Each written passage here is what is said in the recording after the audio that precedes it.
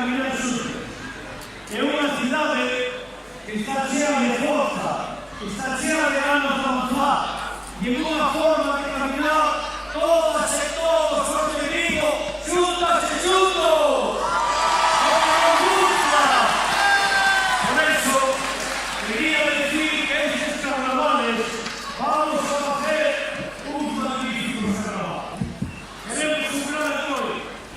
Queremos un apoio que chegue toda a cidade de tanta xente que con disfrute, que pasemos o venres, o sábado, o domingo, o lunes, o martes, o miércoles, cantando e bailando carnaval.